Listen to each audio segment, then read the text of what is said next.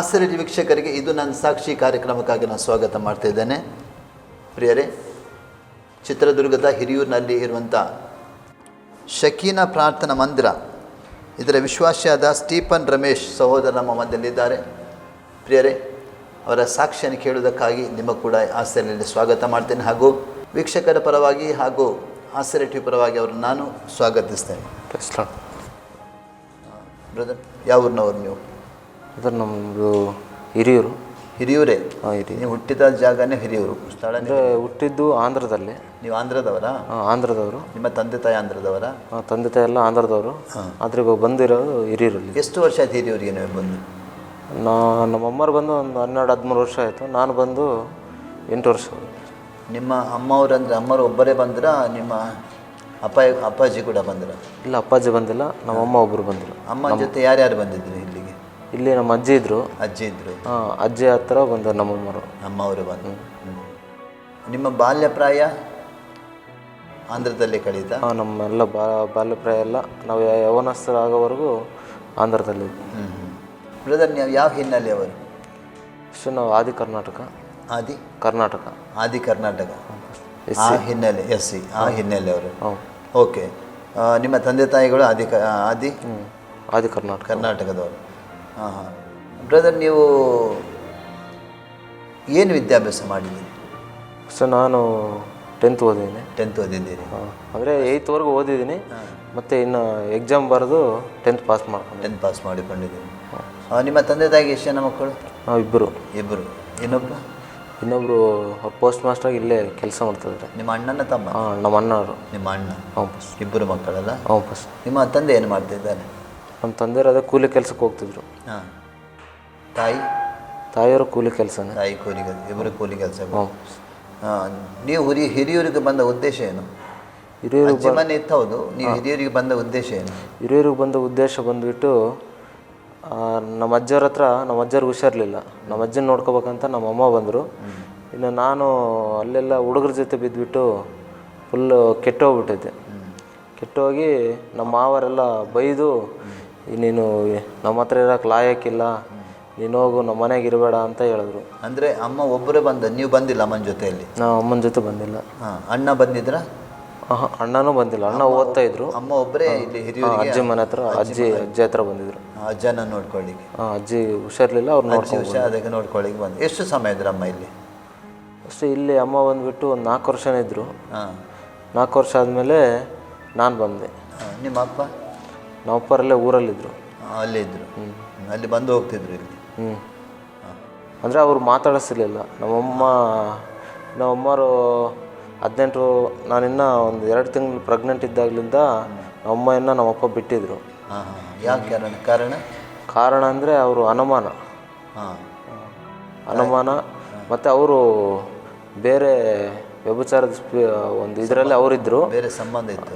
ಬೇರೆ ಸಂಬಂಧ ಅವ್ರಿಗಿತ್ತು. ಆದರೆ ಅವರು ನಮ್ಮಮ್ಮನ ಮೇಲೆಲ್ಲ ಇವಾಗ ಅವ್ರಿಗೆ ತಪ್ಪು ಹೊರಗೆ ಬರಬಾರ್ದಂದ್ರೆ ಇವರಲ್ಲಿ ತಪ್ಪೇ ಬಿಡಿಸ್ಬೇಕು. ಹಾಗಾಗಿ ಅಮ್ಮ ಮೇಲೆ ಸುಮ್ಮನೆ ಅವ್ರು ದೂರ ಹಾಗಾಗಿ ನೀನು ಸರಿ ಇಲ್ಲ ತಪ್ಪು ಬಂದು ಅವ್ರು ಸರಿ ಇಲ್ಲ, ತಪ್ಪು ಮಾಡೋದು ಅವರು. ಆದರೂ ಅಮ್ಮನ ಮೇಲೆಲ್ಲ ದೂರ ಹೇಳೋದು. ನಿಮ್ಮ ಅಪ್ಪಾಜಿಗೆ ಬೇರೆ ಸಂಬಂಧ ಇತ್ತು, ಅದೇ ಅಮ್ಮನಿಗೆ ಬಂದು ಬೇರೆ ಸಂಬಂಧ ಕಟ್ಟಿಕೊಳ್ತಿದ್ರು.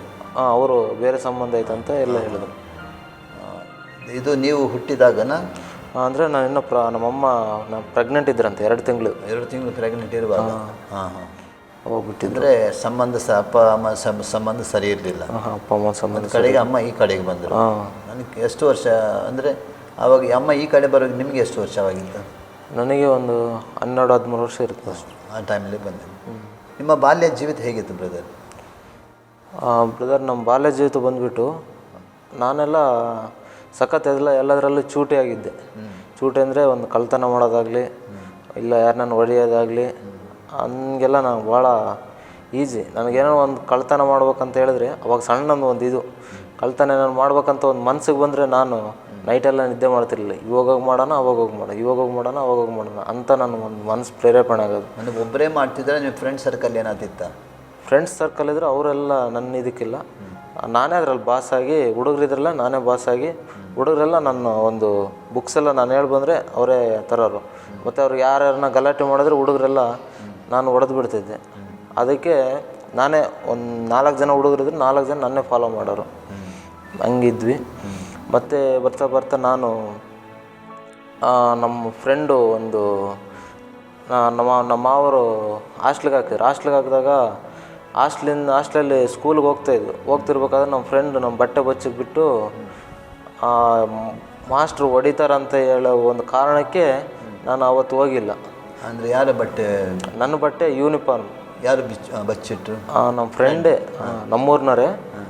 ಅವರು ನಮ್ಮ ಬಟ್ಟೆ ಬಚ್ಚಿಟ್ಬಿಟ್ರು. ಯಾಕಂದರೆ ಇವನು ಸ್ಕೂಲಿಗೆ ಹೋಗ್ತಾನೆ, ಅವ್ರ ತಮ್ಮನ್ನ ಊರಿಗೆ ಬಿಟ್ಟು ಬಾ ಅಂತ ಹೇಳ್ದೆ. ನಾನಿಲ್ಲ, ನಾನು ಇವಾಗ ಸ್ಕೂಲಿಗೆ ಹೋಗ್ಬೇಕು, ಎಕ್ಸಾಮ್ ಆಯ್ತು ಅಂತ ಹೇಳಿದೆ. ಇವನು ಸ್ಕೂಲಿಗೆ ಹೋಗ್ಬಾರ್ದು ಅಂತ ಹೇಳ್ಬಿಟ್ಟು ನನ್ನ ಬಟ್ಟೆ ಬೇರೆಯವರು ಪೆಟ್ಟಿಗೆಯಲ್ಲಿ ಇಟ್ಬಿಟ್ಟ ಹಾಸ್ಟೆಲ್ನಲ್ಲಿ. ಹಾಸ್ಟೆಲ್ಲ ನನಗೆ ಗೊತ್ತಿಲ್ಲ. ನಾನೆಲ್ಲ ಹುಡುಕಿದೆ. ನನ್ನ ಮಾಸ್ಟ್ರು ಹೊಡಿತಾರ ಅಂತ ಹೇಳೋ ಒಂದು ಕಾರಣಕ್ಕೆ ನಾನು ಅಲ್ಲಿಂದ ಊರಿಗೆಲ್ಲ ಓಡ್ಬಂದುಬಿಟ್ಟೆ. ಊರಿಗೆ ಓಡ್ಬಂದು ಎಕ್ಸಾಮ್ ಮುಗೀತು. ಇಂಗ್ಲೀಷ್ ಮಾಸ್ಟ್ರು ಎಕ್ಸಾಮ್ ಬರೀಲಿಲ್ಲ ಅಂತ ಹೊಡಿತಾರಂತ ಒಂದು ಇದಕ್ಕೆ ನಾನು ಮತ್ತೆ ಹಾಸ್ಟ್ಲಿಗೆ ಹೋಗಿಲ್ಲ. ಇನ್ನು ಹಂಗೆ ದಿನಪರ್ತಿ ಮೇಲೆ ಸ್ವಲ್ಪ ಅವಾಗಲೇ ಕೆಲಸ ಮಾಡ್ಬೇಕನ್ನೋ ಒಂದು ಮೂಡು. 2 ದಿನ ಹೋದೆ. 2 ದಿನ ಹೋದೆ ಕೆಲಸಕ್ಕೆ. ಕಳೆ ತೆಗಿಯೋಕ್ಕೆ ಹೋದೆ. ಕಳೆ ತೆಗಿಯೋಕ್ಕೆ ಹೋದರೆ 25 ರೂಪಾಯಿ ಕೊಡೋರು. ನಾನು ಕಳೆ ತೆಗೆದೆ. ಆ ದುಡ್ಡಿನ ಒಂದು ಬಂತಲ್ಲ, ನಾನು ದುಡಿತೀನಿ, ಓದ್ದವ್ರು ಮಾತ್ರ ದುಡ್ಡು ಸಂಪಾದನೆ ಮಾಡೋದು, ನಾನು ಯಾಕೆ ಮಾಡೋಕ್ಕಾಗಲ್ಲೇನು ಅಂತ ನಾನು ಹಂಗೆ ಕೂಲಿ ಕೆಲಸ ಮಾಡೋಕ್ಕೆ ಹೋದೆ. ಮನೇಲಿ ಗೊತ್ತಿಲ್ವಾ? ಮನೇಲಿ ಗೊತ್ತಿತ್ತು. ಅಮ್ಮ ಬೇರೆ ಇಲ್ಲಿದ್ರಲ್ಲ, ನಮ್ಮ ಮಾವರು ಬೇರೆ, ಅವ್ರ ಕೆಲಸ ಅವ್ರು ನೋಡ್ಕೊಂಬರು. ಕೇಳ್ತಿದ್ದೆ, ಯಾರು ಕೇಳ್ತಿರ್ಲಿಲ್ಲ. ಅಂದರೆ ನಮ್ಮ ಮಾವರು ಸಣ್ಣ ಮಾವ ನಾಗರಾಜ್ ಮಾವ ಅಂತಿದ್ರು. ಅವರು ಸಖತ್ತಾಗಿ ಹೊಡೆದು ನನ್ನ ಹೊಡೆಯೋದಕ್ಕೋಸ್ಕರ ನಮ್ಮ ಅಜ್ಜಿ ಬಂದು ಬಿಡಿಸ್ಕೊಂಡು ಅವರೆಲ್ಲ ಹೊಡೆದು ತಿಂದಿದೆ ನನಗೋಸ್ಕರ. ಆದರೂ ನಾನು ನಮ್ಮ ಮಾವ ಹತ್ಲಾಗ ಹೋಗ್ತಿದ್ದಂಗೆ ಇತ್ಲಾಗೆ ನನ್ನ ಆಟ ಶುರು. ನಮ್ಮ ಅಜ್ಜಿ ಹತ್ರ ನಮ್ಮ ಅಜ್ಜಿನ ಹೊಡೆಯೋದು ಹಂಗೆಲ್ಲ ಮಾಡಿ, ನಾನು ಬೈಯೋದು ಹಂಗೆಲ್ಲ ಮಾಡಿ ನಮ್ಮ ಅಜ್ಜಿನ ಒಂಥರ ಕೇವಲವಾಗಿ ಇದು ಮಾಡ್ಕೊಂಡಿದ್ದೆ. ನಮ್ಮ ಅಜ್ಜಿ ನನ್ನ ಮಾವಂತ ಪ್ರೀತಿ ಭಾಳ ಮಾಡೋದು. ಹಂಗಾಗಿ ಭಾಳ ಇದರಲ್ಲಿದ್ದೆ. ಮತ್ತು ಸ್ವಲ್ಪ ದೊಡ್ಡವನಾಗ್ತಾ ಒಂದು 15 ವರ್ಷ ಹಂಗೆ ಬಂದೆ. ಆವಾಗ ನಮ್ಮಮ್ಮರ ಹತ್ರ ಕಿತ್ತಾಡ್ಕೊಂಬಿಟ್ಟು ನಾನು ಬೇರೆ ಊರಿಗೆ ಹೋಗಿದ್ದೆ. ಎಲ್ಲಿ ಅಮ್ಮ ಇದ್ದರು? ಅವಾಗ ನಮ್ಮಮ್ಮ ಮನೆ ಬಂದೈತೆ, ಗ್ರಾಂಟ್ ಬಂದೈತೆ ಅಂತೇಳಿ ನಮ್ಮೂರಲ್ಲಿ ಮನೆ ಕಟ್ಸೋಕ್ಕಂತ ಬಂದಿದ್ರು. ಮನೆ ಕಟ್ಸೋಕೆ ಬಂದರೆ ನನಗೆ ಮೊಬೈಲ್ಗೆ ಕೊಡು 3,000 ಅಂತ ಕೇಳಿದೆ. ನಮ್ಮಮ್ಮ 3,000 ಕೊಡೋಲ್ಲ ಅಂತಂದು ಹೇಳಿದ್ರು. ಅವರು ನಿಮ್ಮ ತಮ್ಮನ ಹೆಂಡ್ತಿಯವ್ರಿಗೆಲ್ಲ ಚೈನ್ ಹಾಕ್ತೀಯ, ವಾಲೆ ಕೊಡ್ತೀಯ, ನನಗೇನು ಕೊಡಲ್ಲೇನಂತೇಳಿ ನಮ್ಮಮ್ಮನ ಹತ್ರ ಗಲಾಟೆ ಮಾಡ್ಕೊಂಡು ನಮ್ಮಮ್ಮ ಕೊಡಲ್ಲ ಹೋಗು ಅಂತ ಹೇಳ್ತು. ಅದಕ್ಕೆ ನಮ್ಮಮ್ಮ ನಿನ್ನ ಮುಖ ತೋರಿಸಲ್ಲ ಅಂತ ಹೇಳಿ ಒಂದು 3 ತಿಂಗಳು ಎಲ್ಲ ಬೇರೆ ಕಡೆ ಹೋಗ್ಬಿಟ್ಟಿದ್ದೆ. ಅಮ್ಮನಿಗೆ ಹೊಡೆದ್ರ ಆ ದಿವಸ? ಅಮ್ಮನ ಹೊಡೆದಿಲ್ಲ, ಸುಮ್ಮನೆ ಬೈದ್ಬಿಟ್ಟು ಹೋದೆ. ಹೋಗಿ ಅಲ್ಲೆಲ್ಲ ಭಾಳ ಕಷ್ಟಪಟ್ಟೆ. ಕಷ್ಟ ಅಂದರೆ ಡಾಬಾದಲ್ಲೆಲ್ಲ ಕೆಲಸ ಮಾಡ್ತಿದ್ದೆ. ಎಲ್ಲಿ ಅದು? ಅದು ಅನಂತಪುರ ಡಿಸ್ಟಿಕ್ಕು ಗುತ್ತಿ ಹತ್ರ, ಆಂಧ್ರ ಪ್ರದೇಶಲ್ಲಿ. ಗುತ್ತಿ ಅಂತ ಒಂದು ಆಲೂರು, ಪಾಮಿಡಿ ಕಲ್ಲೂರು ಅಂತ ಬರುತ್ತೆ. ಅಲ್ಲಿ ಜಗದೀಶ್ವರ ಡಾಬಾ ಅಂತ ಆ ಒಂದು ಡಾಬಾದಲ್ಲಿ ಕೆಲಸ ಮಾಡ್ತಿದ್ದೆ. ಆದರೆ ಆ ಚೋಳಿ ಮತ್ತು ಅಲ್ಲೆಲ್ಲ ಬರೋರೆಲ್ಲ ಭಾಳ ಕುಡಿದು ಇದು ಮಾಡೋರು. ಆ ಮೂಮೆಂಟಲ್ಲಿ ನಾನು ಹೋದ ಮೂಮೆಂಟಲ್ಲಿ ಎಲೆಕ್ಷನ್ನು ಆಂಧ್ರದಲ್ಲಿ. ಒಂದಿನ ನಮ್ಮ ಜೊತೆ ಕೆಲಸ ಮಾಡೋರನ್ನೇ ಹೊಡೆದ್ಬಿಟ್ರು. ಹೊಡೆದಿದ್ದಕ್ಕೆ ಅಲ್ಲಿರೋರು ಹೇಳಿದ್ರು, ರಮೇಶ ನಿನ್ನೂ ಭವಿಷ್ಯತ್ ಐತಿ, ನೀನು ಹೋಗು, ನಿಮ್ಮೂರಿಗೆ ಹೋಗಿ ನೀನು ಹೋಗಿ, ಇಲ್ಲಿದ್ರೆ ಸಾಯಿಸ್ತಾರಂತ ಹೇಳಿದ್ರು. ನಾನು ಅದಕ್ಕೆ ಯಾವುದೆಲ್ಲನೂ ಹೋಗಲಿ, ಫಸ್ಟ್ ನಮ್ಮಮ್ಮವ್ರು ನೋಡ್ಬೇಕಂತ ಹೇಳಿ ಮತ್ತು ನಮ್ಮಮ್ಮರ ಹತ್ರ ಬಂದೆ. ನಮ್ಮಮ್ಮರು ನಾನು ಹೋದ ಕಿಲ್ಗೂ ಫುಲ್ಲು ಹತ್ತು ನಮ್ಮಮ್ಮ ನಮ್ಮ ಅಜ್ಜಿ ಸಖತ್ ಸಣ್ಣಕ್ಕಾಗ್ಬಿಟ್ಟಿದ್ರು. ನಾನು ಹೋಗಿದ ತಕ್ಷಣ ಅವರೆಲ್ಲ ಭಾಳ ಖುಷಿಪಟ್ಟು ನನ್ನ ಆಹ್ವಾನ ಮಾಡ್ಕೊಂಡು ಭಾಳ ಇದು ಮಾಡಿದ್ರು. ಅಂದರೆ ನೀವು ಅಲ್ಲಿ ಡಾಬಾದಲ್ಲಿ ಕೆಲಸ ಮಾಡೋದು ನಿಮ್ಮ ಬುದ್ಧಿ ಬಂತು? ಅಲ್ಲಿ ಡಾಬಾದಲ್ಲಿ ಕೆಲಸ ಮಾಡಿದಾಗ ಅದೇ ಅವಣ್ಣನ ಬೇರೆಯವ್ರು ನೋಡಿದರು. ಅದು ನೋಡಿ ನಾನು ಇಲ್ಲಿದ್ದರೆ ನನಗಿದೇ ಬರುತ್ತೆ ಅನ್ನೋ ಒಂದಿದು. ಮತ್ತು ಅಲ್ಲೆಲ್ಲ ಡಾಬಾದಲ್ಲೆಲ್ಲ ದೌರ್ಜನ್ಯವಾಗಿ ಮಾಡೋರು. ಅದು ಆಂಧ್ರದಲ್ಲೇ ಬೇರೆ ಸಖತ್ ರೌಡಿಸಮು. ಹಂಗಾಗಿ ಇಲ್ಲಿದ್ದರೆ ನಂಗೆ ಸರಿ ಇರಲ್ಲ ಅಂತ ಹೇಳಿ ಬಂದು ಆವಾಗ 8th ಕ್ಲಾಸ್ಗೆ ಬಿಟ್ಟಿದ್ದೆ. ಮತ್ತು 10th ಎಕ್ಸಾಮ್ ಕಟ್ಕೊಂಡು ಬರೆದು ಸೇರಿಸ್ಕೊಂಡ್ರು. ನಮ್ಮ ಮನೆಯವರೆಲ್ಲ ಸೇರಿಸ್ಕೊಂಡ್ರು. ಅವಾಗಲಿಂದ ನಾನೇನು ಬೈತಾ ಇರಲಿಲ್ಲ. ನಾನು ಹಂಗೆ ಸ್ವಲ್ಪ ದಿನ ಆದಮೇಲೆ ಹುಡುಗ್ರ ಜೊತೆ ಬಿದ್ದು ಮತ್ತು ಹುಡುಗ್ರ ಜೊತೆ ಬಿದ್ದು ಸ್ವಲ್ಪ ಕುಡಿಯೋದು ಕಲ್ತ್ಕೊಂಡೆ. ಸ್ವಲ್ಪ ಅಂದರೆ ನಮ್ಮ ಪಕ್ಕದ ಮನೆಯವ್ರಿಗೆ ದೊಡ್ಡಪ್ಪ ಆಗ್ಬೇಕು, ಅವ್ರಿಗೆ ಡೈಲಿ ಡ್ರಿಂಕ್ಸ್ ತಂದು ಕೊಡ್ತಿದ್ದೆ. ಅವರು ಡೈಲಿ ನನಗೆ ₹1 ಕೊಡೋರು. ನಾನು ಇವ್ರೇನು ಡೈಲಿ ಕುಡಿತಾರಲ್ಲ ಅಂತ ಹೇಳಿ ನಾನು ಒಂದು ದಿವಸ ಏನು ಮಾಡಿದೆ, ಒಂದು ಮುಚ್ಚಳದಲ್ಲಿ ಒಂದು ಮುಚ್ಚಳ ಒಂದೇ ಒಂದು ಡ್ರಾಪ್ ತೊಗೊಂಡೆ. ಒಂದು ಮುಚ್ಚಳದಲ್ಲಿ ಒಂದು ಮುಚ್ಚಳ ಹಾಕ್ಕೊಂಡೆ. ಅವತ್ತು ನನಗೇನು ಅನಿಸಿಲ್ಲ. ಇನ್ನೊಂದು ದಿನದಲ್ಲಿ 2 ಮುಚ್ಚಳ ಕುಡಿದೆ. ಇನ್ನೊಂದು ದಿನದಲ್ಲಿ ಆ ಅರ್ಧದಲ್ಲಿ ಅರ್ಧ ಕುಡಿದು ಅರ್ಧ ನೀರು ಹೊಯ್ಕೊಂಡು ಹೋದೆ. ಅವ್ರಿಗೇನು ಗೊತ್ತಾಯ್ತಿಲ್ಲ, ನನಗೆ ಗೊತ್ತಿಲ್ಲ. ಅವತ್ತು ಕಿಲ್ಗೂ ಕುಡಿಯೋದೆಲ್ಲ ಸ್ಟಾರ್ಟ್ ಆಯಿತು. ಮತ್ತು ನನ್ನ ಬಾಯಿಂದ ಬರ್ತಿದ್ದೆ, ನಮ್ಮ ಫ್ರೆಂಡ್ಸ್ನ ಯಾರೇ ಮಾತಾಡಿಸ್ಬೇಕಂದ್ರೂ ಒಂದು ಕೆಟ್ಟ ಮಾತು ಬರ್ತಿಲ್ಲ. ಸ್ಟಾರ್ಟಿಂಗೇ ಕೆಟ್ಟ ಮಾತಿಂದನೇ ಅವ್ರು ಮಾತಾಡಿಸಿದ್ದು. ಹಂಗಿದ್ದೆ. ಕುಡಿಯೋದು ಕಲ್ತ್ರಿ? ಹಾಂ, ಕುಡಿಯೋದು ಕಲ್ತೀವಿ. ಮತ್ತು ಬೇರೆ ಏನು? ಮತ್ತು ವ್ಯಭಿಚಾರ ಅಂದರೆ ಯಾರನ್ನ ನೋಡಿದ್ರೆ ಅವ್ರು ಬೇಕನ್ನೋ ಒಂದು ಮನಸ್ಸು ಬರೋದು. ಆದರೆ ಹೆಂಗೋ ಒಂದು ಮಾಡಿ ಅವರಲ್ಲಿ ಪ್ರೀತಿ ಇಲ್ಲ ಏನೋ ಒಂದು ಮಾಡಿ ಅವ್ರನ್ನ ಕೆಡಿಸ್ಬೇಕು, ಅವ್ರ ಜೊತೆ ಕೂಡಬೇಕು ಅನ್ನೋ ಒಂದು ಮನೋಭಾವ ಇತ್ತು. ಅಂಥದ್ದೆಲ್ಲ ಮಾಡಿದ್ರಿ? ಅಂಥದ್ದೆಲ್ಲ ಮಾಡಿದ್ವಿ. ಆದರೆ ನಮ್ಮ ಒಂದು ಇದರಲ್ಲಿ ನಮ್ಮ ಮಾವರಿಗೆಲ್ಲ ಬೇಸರ ಆಗ್ಬಿಟ್ಟಿತ್ತು. ಮತ್ತು ನಾನು ಗಾಡಿಯಲ್ಲಿ ಬಿದ್ದಿದ್ದೆ. ನನ್ನ ಗಾಡಿಯಲ್ಲಿ ಬಿದ್ದಾಗ ನಮ್ಮ ಮಾವರು 3 ತಿಂಗಳು. ಗಾಡಿಯಲ್ಲಿ ಬಿದ್ದಿದ್ದಂದರೆ? ಗಾಡಿಯಲ್ಲಿ ಬಿದ್ದಿದ್ದಂದರೆ ನಮ್ಮ ಫ್ರೆಂಡನ ಗಾಡಿ ಇತ್ತು. ನಮ್ಮ ಫ್ರೆಂಡನ ಗಾಡಿ ಇತ್ತು. ನಾನೇನು ಮಾಡಿದೆ, ಅವನ ಹತ್ರ ನೀನು ಗಾಡಿ ಕೊಡಲ್ಲ ಅಂದ. ನೀನು ಫ್ರೆಂಡ್ಶಿಪ್ಗೆ ಬೆಲೆ ಕೊಡ್ತೀಯ, ಗಾಡಿಗೆ ಬೆಲೆ ಕೊಡ್ತೀಯ ಅಂತ ಹೇಳಿದೆ. ಫ್ರೆಂಡ್ಶಿಪ್ ಬೆಲೆ ಕೊಡ್ತೇನೆ ಅಂತ ಗಾಡಿ ಕೊಟ್ಟ. ನನ್ನ ಉದ್ದೇಶ ಏನು, ನಮ್ಮ ಅಣ್ಣ ನನ್ನ ಗಾಡಿ ಹೊಡೆಯೋದು ನೋಡ್ಬೇಕಂತ ನನ್ನ ಉದ್ದೇಶ ಇತ್ತು. ಅವತ್ತಿನ ದಿನ ಗಾಡಿ ತಗೊಂಡೋದೆ, ಒಂದು 3 ಮೀಟ್ರ್ ಹೋಗಿಲ್ಲ, ಹಂಗೆ ಬಿದ್ದುಬಿಟ್ಟೆ. ಗಾಡಿ ಬರೋಲ್ಲ ಬಿಡ ಅವಾಗ ಓಡಿಸ್ಲಿಕ್ಕೆ ಅಂದರೆ ಅವಾಗ ಬರ್ತಿತ್ತು ನನಗೆ. ಆದರೂ ಆ ಮೂಮೆಂಟಲ್ಲಿ ನನಗೊಂದು ಅಹಂಕಾರ, ನೋಡಬೇಕು ನಮ್ಮ ಅಣ್ಣ, ನೋಡಬೇಕು ನಾನು ಗಾಡಿ ಓಡಿಸ್ತೀನಂತ ನಮ್ಮ ಅಣ್ಣಂಗೆ ಗೊತ್ತಾಗಬೇಕು ಅನ್ನೋ ಒಂದು ಅಹಂಕಾರದ ಮೇಲೆ ನಾನು ಗಾಡಿ ಓಡಿದೆ. ಆದರೆ ಏನಾಯಿತೋ ಗೊತ್ತಿಲ್ಲ, ಸಡನ್ನಾಗಿ ಹೋಗಿ ಬಿದ್ದುಬಿಟ್ಟು ಕಾಲೆಲ್ಲ ಸಖತ್ ಗಾಯ ಆಗಿ, ಕಾಲು ಎಲ್ಲ ಸಖತ್ ಗಾಯ ಆಗಿಬಿಟ್ಟಿತ್ತು ನನಗೆ. ನಾನೆಲ್ಲ ಆಂಧ್ರದಲ್ಲಿ ಈರ ಅಂತ ಒಂದು ಗುಟ್ಕ ಬರುತ್ತೆ, ಆ ಗುಟ್ಕನೇ ಕಾಲ ಮೇಲೆಲ್ಲ ಗಾಯದ ಮೇಲೆ ಹಿಂಗೆ ಉಕ್ಕತ್ಕೊಂಡು ಹಿಂಗೆ ಹೊಡ್ಕೊಂಡು ಮಣ್ಣು ಹಾಕ್ಕೊಂಡು ನನಗೇನಾಗಿಲ್ಲ, ನಾನು ಗಟ್ಟಿ ಜೀವ ಅಂತ ಹೇಳಿ ಅಹಂಕಾರದಿಂದ ಹೇಳಿದೆ. ಆದರೂ ಒಂದು ಸ್ವಲ್ಪ ಹೊತ್ತು, ಒಂದು 10 ನಿಮಿಷ ಬಿಟ್ಟು ನೋವು ಸ್ಟಾರ್ಟ್ ಆಯಿತು. ಆ ಒಂದು ನೋವು ಸ್ಟಾರ್ಟ್ ಆಯಿತು. ಮತ್ತು ನಮ್ಮ ಅಣ್ಣವ್ರು ಆಸ್ಪತ್ರೆಗೆ ಕರ್ಕೊಂಡೋದ್ರು, ಚೆನ್ನಾಗಾಯಿತು. ಅದಾದಮೇಲೆ ನಮ್ಮ ಮನೆಗೆ ನಮ್ಮ ಮಾವರು ಊರಿಗೆ ಹೋಗಿದ್ರು. ಅವ್ರು ಬಂದರು, ನಿನಗೆ ಯಾವ ಅನುಕೂಲ ಆಗ್ತಾನೆ, ಸುಮ್ಮನೆ ಬಂದಿದೆಯಲ್ಲ, ನಿನಗೆ ಯಾವ ಅನುಕೂಲ ಆಗ್ತಾನೆ ಅಂತ ಹೇಳಿ ಅವ್ರು ಸಖತ್ ಬೈದರು. ಇವ್ರ ಹತ್ರ ಬೈಸ್ಕೊಂಬೋದಕ್ಕಿಂತ ನಾನು ಹೋಗಿ ಸಾಯೋದು ವಾಸ ಅಂತ ಹೇಳಿ ಸಾಯನಂತ ಹೋಗ್ತಿದ್ದೆ. ಅಷ್ಟರಲ್ಲಿ ನಮ್ಮ ಫ್ರೆಂಡ್ ಒಬ್ಬನು, ಅವ್ನು ನೆನೆಸ್ಕೊಂಡೆ, ಹನುಮಂತ ರೈಡ್ ಅಂತಂದು ಅನಂತಪುರದಲ್ಲಿ ಇದ್ದಾನೆ ಅವ್ನು ನೆನೆಸ್ಕೊಂಡು ಅವ್ನಿಗನ ಫೋನ್ ಮಾಡಿ ನೋಡೋಣ ಅಂತ ಹೇಳಿ ಅವ್ನಿಗೆ ಫೋನ್ ಮಾಡಿದೆ. ಅವನು ಹಿಂಗೆ ಹೇಳ್ದೆ ಅವ್ನಿಗೆ, ನಮ್ಮ ಮಾವ ಹಿಂಗೆ ಬೈದ್ರು, ಹಿಂಗೆ ಗಾಡಿ ಬಿದ್ದಿದ್ದಕ್ಕೆ ಹಂಗೆ ಅಂತ ಹೇಳಿದೆ. ಅವನು ಸರಿನೋ, ನೀನು ಇಲ್ಲಿ ಬಾರ, ನೀನು ರಾಜನ ಥರ ನೋಡ್ಕೊತೀನಿ ಅಂತ ಹೇಳ್ದೆ. ಅವನ ಹತ್ರ ಹೋದೆ. ಅಲ್ಲೊಂದು 3 ತಿಂಗಳಿದ್ದೆ. 3 ತಿಂಗಳಿದ್ದಾಗ ನಾನು ಕೆಲಸ ಮಾಡ್ತಿದ್ದೆ. ನಾನು ಕೆಲಸ ಮಾಡಿದ ದುಡ್ಡೆಲ್ಲ ನೀನು ಊರಿಗೆ ಹೋಗ್ಬೇಕಾದ್ರೆ ಕೊಡ್ತೀನಪ್ಪ ಅಂತಂದೇಳಿ ಅವ್ರ ಅಮ್ಮವ್ರು ಇಸ್ಕೊಂಡು ಅದೆಲ್ಲ ಅವರು ಒಂದು ಇದಕ್ಕೆ ಬಳಸ್ಕೊಂಡ್ರು. ನಾನು ಊರಿಗೆ ಹೋಗ್ಬೇಕಾಯ್ತು. ನಮ್ಮ ಅಜ್ಜಿಗೆ ಹುಷಾರಿಲ್ಲ ಅಂತ ಹೇಳಿದ್ರು. ನಾನು ಊರಿಗೆ ಹೋಗೋಣಂತ ದುಡ್ಡು ಕೇಳ್ತೀನಿ, ದುಡ್ಡಿಲ್ಲ ಅಂದರು. ನನಗೆ ಅದಕ್ಕೆ ಬೇಸರ ಆಗಿಬಿಟ್ಟು, ಯಾರ ಹತ್ರ ಇದ್ರು ಹಿಂಗೆ ಮೋಸ ಮಾಡ್ತಾರಂತ ಹೇಳಿ ನಮ್ಮ ಅಜ್ಜರ ಹತ್ರ ಬಂದೆ. ಮತ್ತು ನಮ್ಮ ಅಜ್ಜರ ಹತ್ರ ಬಂದೆ. ಇನ್ನೊಂದು ಅಜ್ಜಿ ಇದ್ದರು, ಅವ್ರ ಹತ್ರ ಬಂದರೆ ಅವರು ನನ್ನೆಲ್ಲ ಸಖತ್ ಇದು ಮಾಡಿದ್ರು. ಅಂದರೆ ಮೇಕೆ ಕಾಯಕ್ಕಿಟ್ರು. ನಾನು ಹುಷಾರಿಲ್ಲ ಅಂದ್ರೂ ಅವ್ರು ಬಿಡೋಂಗಿಲ್ಲ. ಡೈಲಿ ಸುಮ್ಮನೆ ನೆವ ಹೇಳೋದು, ನಿಮ್ಮ ತಾತ ಅಲ್ಲಿಗೆ ಹೋಗ್ತಾನೆ, ಇಲ್ಲಿಗೆ ಹೋಗ್ತಾನೆ, ನಿನ್ನ ಮೇಕಕ್ಕೆ ಹೋಗಪ್ಪ ಅಂತ.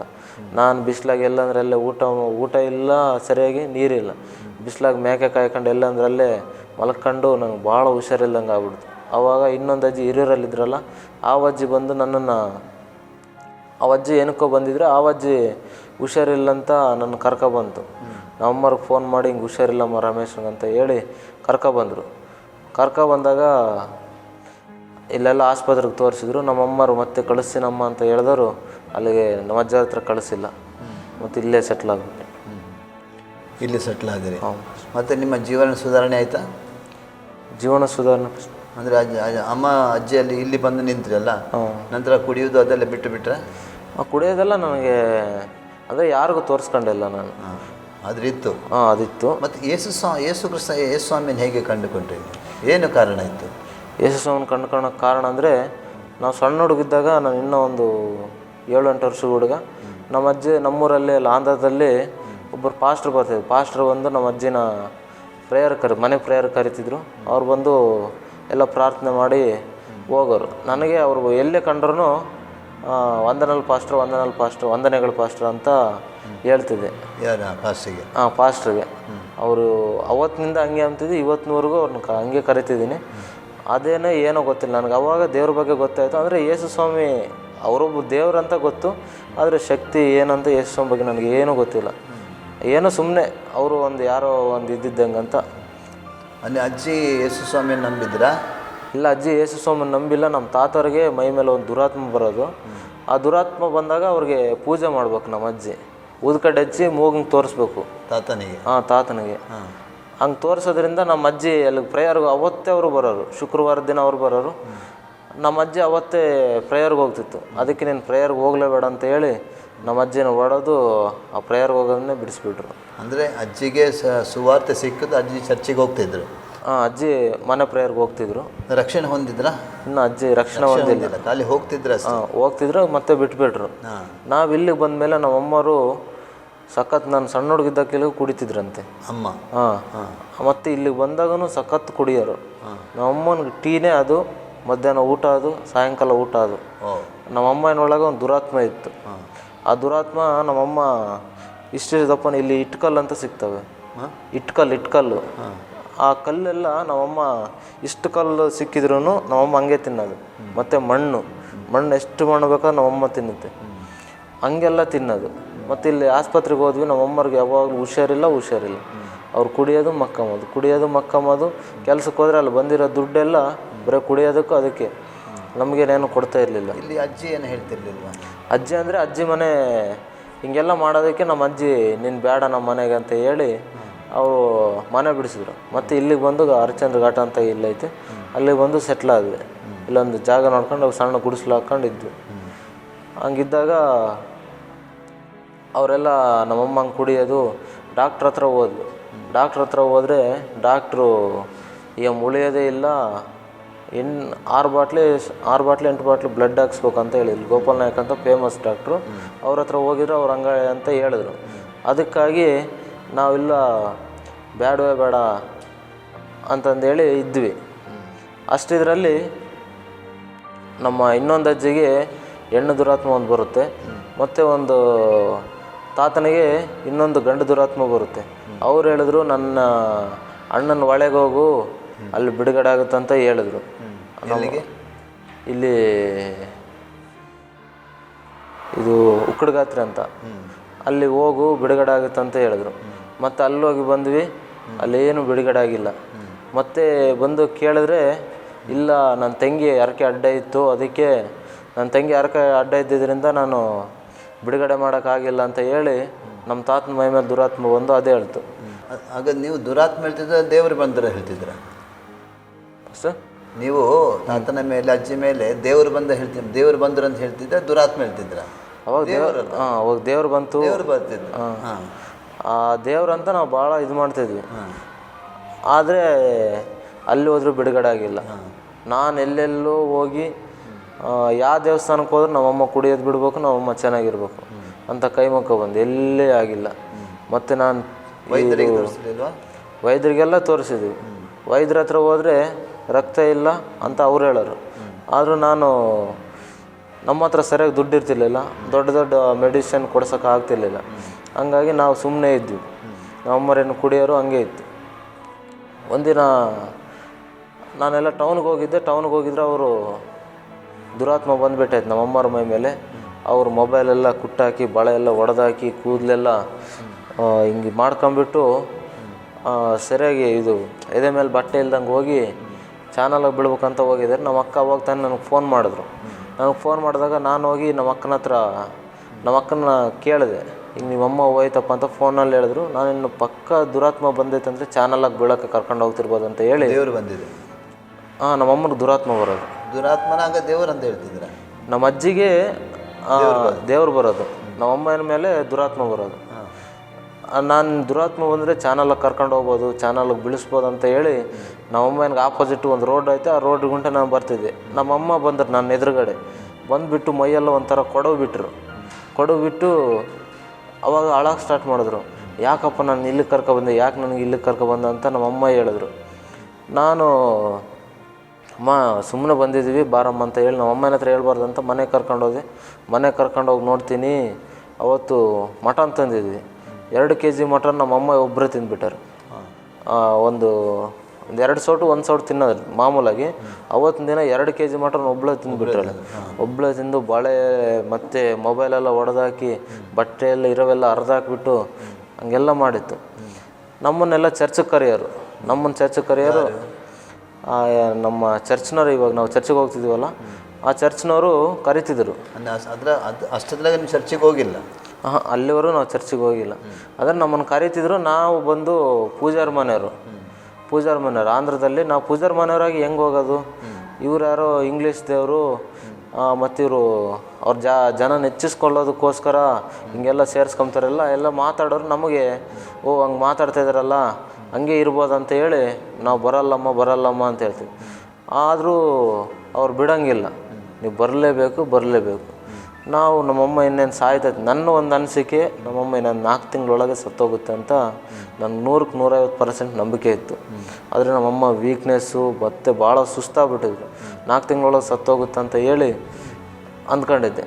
ನಮ್ಮಮ್ಮನಿಗೆ ಮಾಟ ಮಂತ್ರ ಎಲ್ಲ ಮಾಡಿಸಿದ್ದೀನಿ.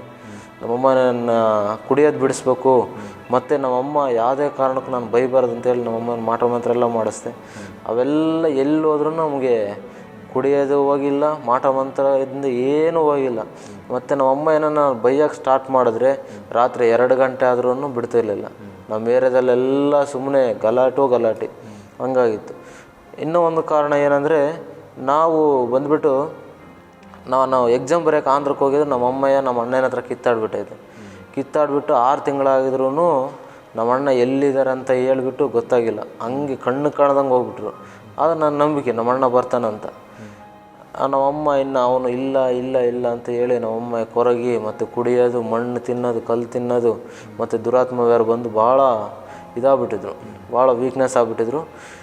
ನಾನು ಇನ್ನು ಸುಮ್ಮನೆ ಸತ್ತೋಗ್ತೈತೆ ಅಂತ ಹೇಳಿ ಆಯಮ್ಮ ಕರೆಯೋದು, ನಿಂಗಮ್ಮ ಮತ್ತು ಇವರು ತಿಮ್ಮಕ್ಕ ಅಂತ ಕರೆಯೋರು.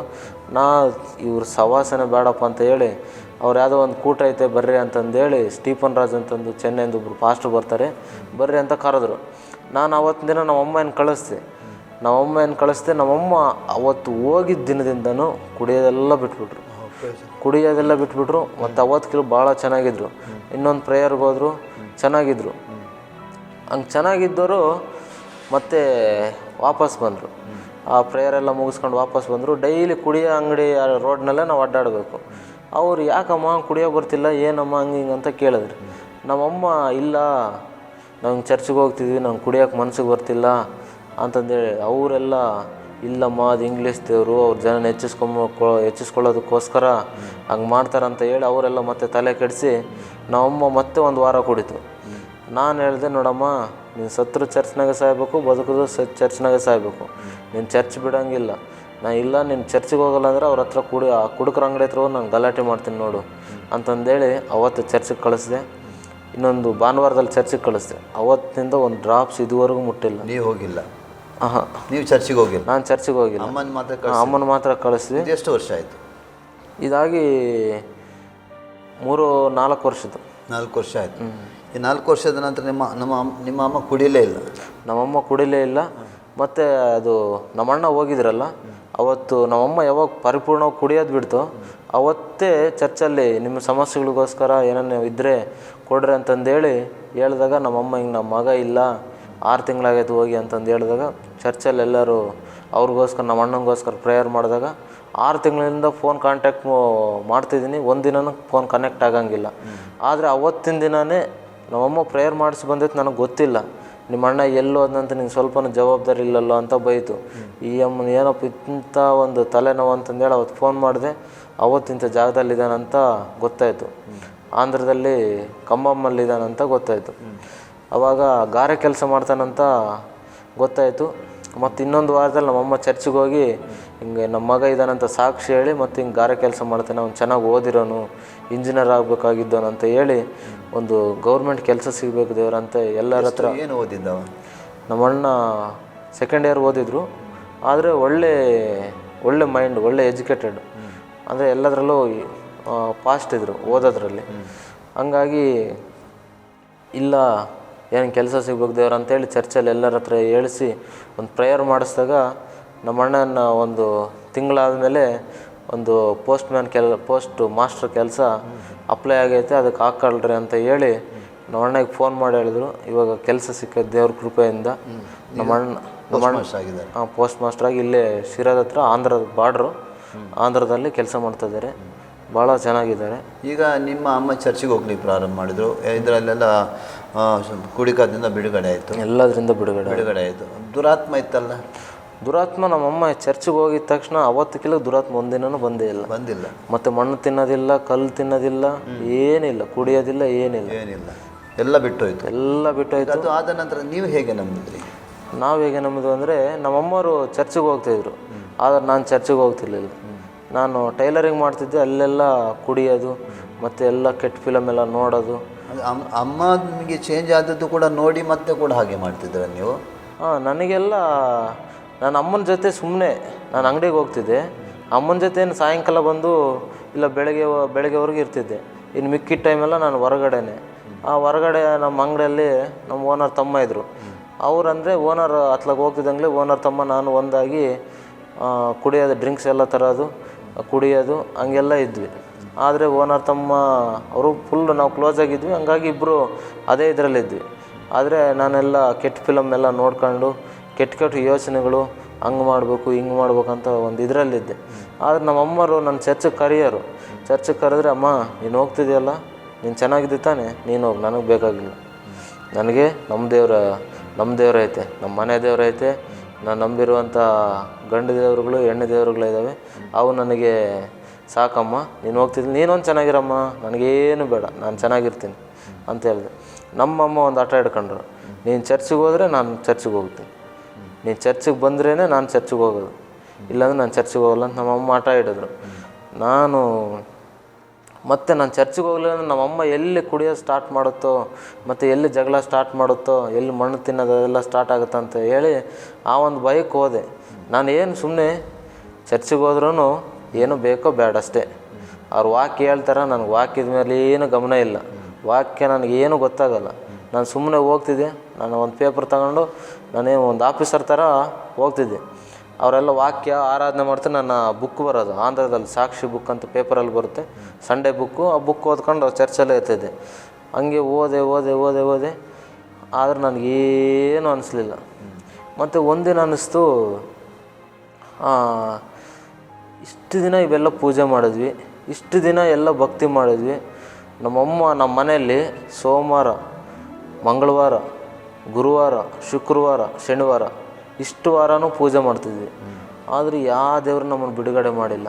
ಮತ್ತು ಯಾವಾಗಲೂ ಅಂತರಗಳು, ಮತ್ತು ದಾಟ್ ತೆಗೆಸ್ಕೊಂಬೋದು, ಕೋಳಿ ಅಂತೆ, ಇವಕ್ಕೆ ಎಲ್ಲ ಭಾಳ ಮಾಡಿದ್ವಿ, ಯಾವುದಕ್ಕೂ ಬಿಡುಗಡೆ ಆಗಿಲ್ಲ.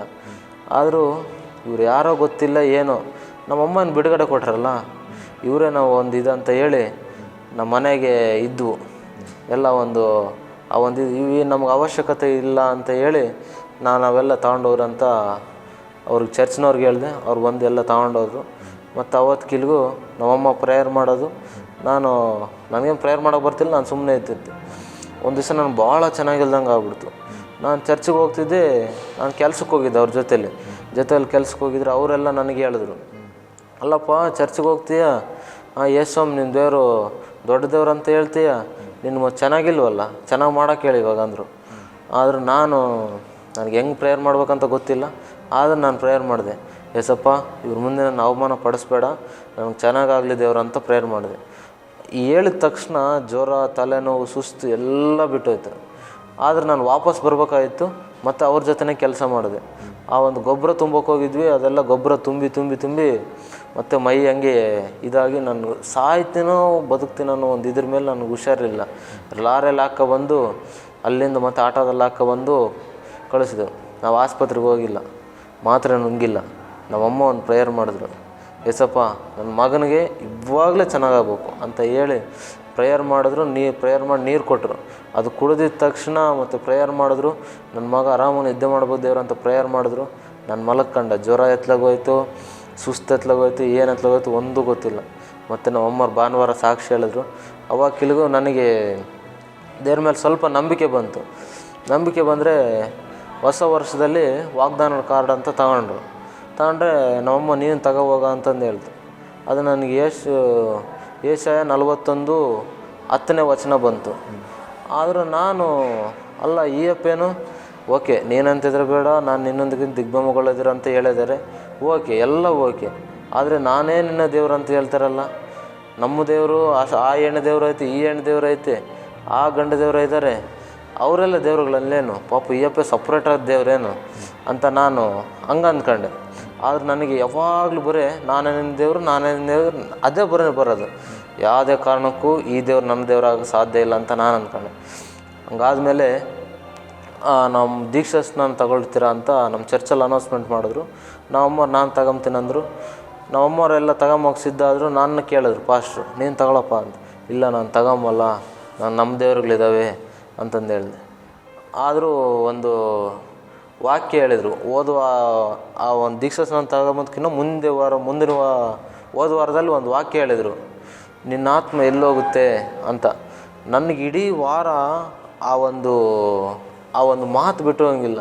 ಇವಾಗ ಸತ್ರ ನನ್ನ ಆತ್ಮ ಎಲ್ಲೋಗುತ್ತೆ, ಇವಾಗ ಆಕ್ಸಿಡೆಂಟ್ ಆದರೆ ನನ್ನ ಆತ್ಮ ಎಲ್ಲೋಗುತ್ತೆ ಅಂತ ಒಂದು ಭಯ ನನ್ನಲ್ಲಿ ಸ್ಟಾರ್ಟ್ ಆಯಿತು. ಮತ್ತು ನಾನೊಂದು ಹುಡುಗಿನ ಪ್ರೀತಿ ಮಾಡ್ತಿದ್ದೆ. ಒಂದು ವೇಳೆ ನಾನು ಆ ಹುಡುಗಿಗೆ ಮೋಸ ಮಾಡ್ಬೋದು, ನನ್ನ ಉದ್ದೇಶ ಆ ಹುಡುಗಿನ ಪ್ರೀತಿ ಮಾಡಿ ಆ ಹುಡುಗಿನ ಮದುವೆ ಮಾಡ್ಕೊಂಡು ಇನ್ನೊಂದಿಬ್ಬರನ್ನ ಇಟ್ಕೋಬೇಕಂತ ನನ್ನ ಒಂದು ಉದ್ದೇಶ ಇತ್ತು. ಆದರೆ ಒಂದು ಮಾತು ಕೇಳಿದ ಮೇಲೆ ನನಗೆ ಇಲ್ಲ, ನಾನು ಆ ಹುಡುಗಿ ಒಬ್ಬರ ಹತ್ರನೇ ನಾನು ಸಂಸಾರ ಮಾಡಬೇಕು, ಒಬ್ಬಳೇ ನನಗೆ ಹೆಂಡ್ತಿ ಆಗ್ಬೇಕಂತ ಒಂದು ಇದು ಬಂತು. ಮತ್ತು ನನ್ನ ಆತ್ಮ ಎಲ್ಲೋಗುತ್ತೆ ಅದೊಂದು ಬಂತು. ಇನ್ನೇನು ಇಲ್ಲೇ ಜಿಪ್ಸಿ ಚರ್ಚೆಲ್ಲ ತೊಟ್ಟಿಯಲ್ಲಿ ಎಲ್ಲ ದೀಕ್ಷಾ ಸ್ನಾನ ತಗೊತಿದ್ರು. ಪಾಸ್ಟ್ ನಾನು ಕೇಳಿದ್ರು, ಇಲ್ಲ ಪಾಸ್ಟ್ ನಾನು ತಗೊಂಬಲ್ಲ, ಮುಂದಿನ ಸಲ ನೋಡೋಣ ಅಂತ ಹೇಳಿದೆ. ಆದರೂ ಅವರೆಲ್ಲ ಪಾಸ್ಟ್ ಅವಲ್ಲಿ ದೀಕ್ಷಾ ಸ್ನಾನ ಕೊಡೋ ಪಾಸ್ಟ್ ಮ್ಯಾಲಕ್ಕೆ ಎದ್ದು ಬರ್ತಿದ್ರು. ಅವಾಗ ನನಗೆ ಬಂತು, ಇಲ್ಲ ನಾನು ತಗೋಬೇಕಂತ. ಮತ್ತು ಎಲ್ಲರಾದಮೇಲೆ ಹೋಗಿ ತಗೊಂಡಾದ್ಮೇಲೆ ನಾನು ಸ್ವಲ್ಪ ಬೈಬಲ್ ಓದೋಕ್ಕೆ ಸ್ಟಾರ್ಟ್ ಮಾಡಿದೆ. ನಾನು ತೆಲುಗು ಓದಿರೋದು, ಆದರೆ ಕನ್ನಡ ಬೈಬಲ್ ಓದೋಕ್ಕೆ ಬರ್ತಿರ್ಲಿಲ್ಲ.